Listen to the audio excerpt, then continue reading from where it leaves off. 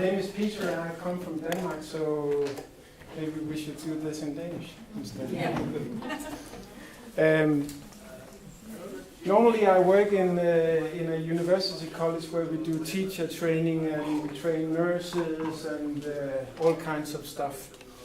Mostly what I do is I work with teaching in a general term. I teach teachers and I educate teachers to be teachers, and I do research and so on the subject of teaching whenever it comes to something which has something to do with ICT and learning and digital things.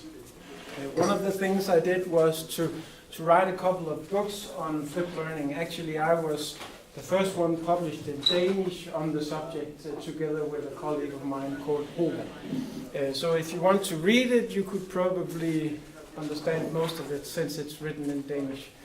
It has not been translated in English or anything like that. I was told that I have 20 minutes to say something. I will try to keep it a bit more brief, and you are welcome to answer questions during the time that I'm saying something. But if you're not saying anything, you could answer questions afterwards.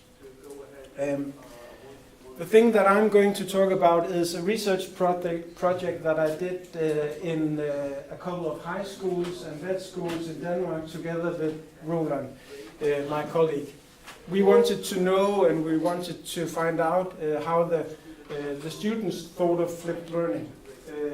A lot of teachers were involved in a project and they had to read actually my book, and they had to read another book, a book by Aaron Sams and Jonathan Bergman, and they had to do different workshops and participate in different things and so on. So they had the opportunity to have the same opinion about flipped learning, and they had the opportunity to be on the same level and so on.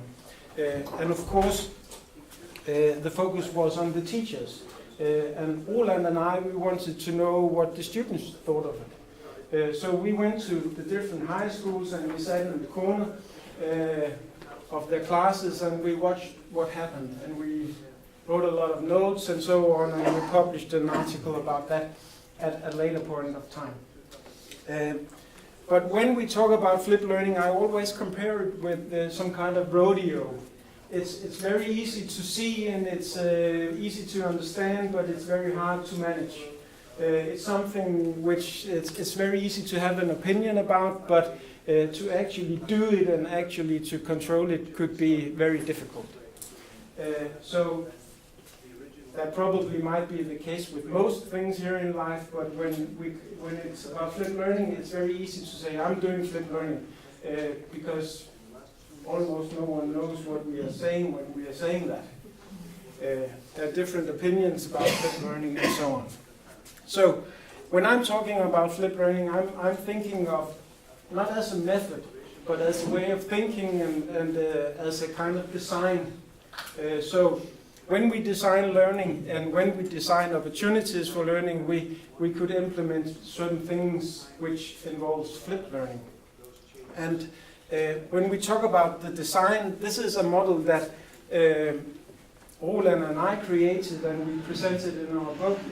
And I will not dig deep into it at the moment, but if you want to, you can actually you can grab it on this website, flippedlearning.dk, and I have written something in English there. But the point of the model is that there is 7 core elements that has to be present in any good teaching, and specifically they have to be present when you talk about flipped learning.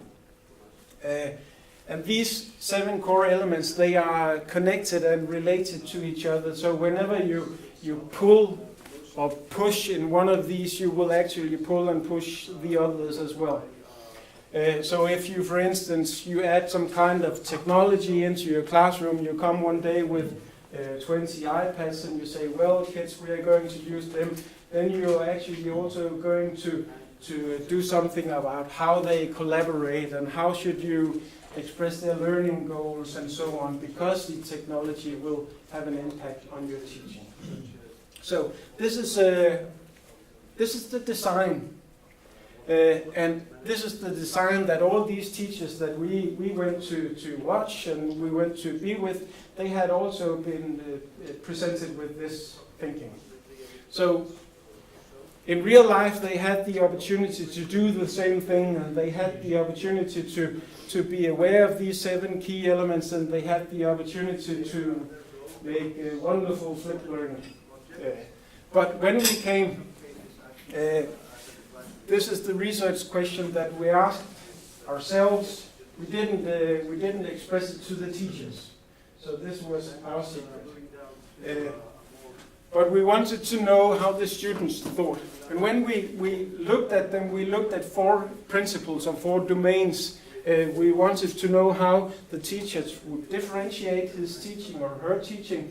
We wanted to look at these things that Marika also told us about, visible learning goals. We wanted to know what kind of learning activities actually went on in the classroom, if there was anything different between the flipped learning environment or the traditional environment. And also we wanted to know how the student prepared for class. Did they do anything else, or did they actually prepare, or was it necessary for them to act in a certain way or whatever? So we had these, 4 eyes, and this was our focus. And what we saw was teachers who were teaching like this. They had the opportunity to be perfect and wonderful and so on, but they did what they always did. They stood by the blackboard. Some of them stood by a smart board instead of a blackboard, but they did the same thing, and they lectured to their students, and they told them what to do, when to do it, and how to do it, and in what situation they should do what, and so on. And some of them told me that, well, Peter, we are working with ICT, and that's why this is flipped learning. And I just nodded and said, okay. And the students looked like more or less like this. So this is a picture of real life in an environment where the teachers had the opportunity to change. They have had courses and education and so on, but this was the result. Students eating, students playing computer games and chilling and looking at Facebook, probably sleeping. So this is a picture of flipped learning. And maybe you should read this later on, but I have pulled out some quotes from some of the students, and I have them here. And the point is that all the students, whenever they think of teaching and whenever they think of what they should do and how they should do it, they think very traditionally. It's the role of the teachers to tell me what to do and when to do it. And it was very difficult for the students to think of another way, because they had been brought up in a school life and they had been doing this for 10 or 12 years. And then all of a sudden things should be different, but they actually didn't know what the difference was. The job of the teacher is to present me to the subject, and then he assesses me. That's the thinking of the student when we ask them. My teacher approaches me when I'm having trouble solving the task, when there is something I don't understand. He only sees my mistakes and my misconceptions. So whenever the teacher told the students that they could go outside of the class, or they could walk out into groups and do something, whenever they were in contact with the teachers was when they had a question or when there was something that they didn't understand. The teachers, sometimes the teachers walked around, but it was to check if the students were doing stuff. It was not to do anything new or more or less or something like that. And the result was that the students sat more or less like this. When the teachers didn't look, they could divide the task, and they could, all in a hurry, finish what they were supposed to do. So actually they were smart, because then they could relax and chill and eat their food and pick on girls and so on. And the teacher told me that, well, I'm sitting by my table because whenever there's a problem, the students know where to find me. But actually in real life, they never came to him unless there was a big problem. I mentioned in the end that the only thing the teacher saw from some of the students or some of the active students were that they didn't know what to do. And I think that's a shame. And when we talked to the teachers, we had a setup where we talked to the teachers before they went into class and after we had been with them in class.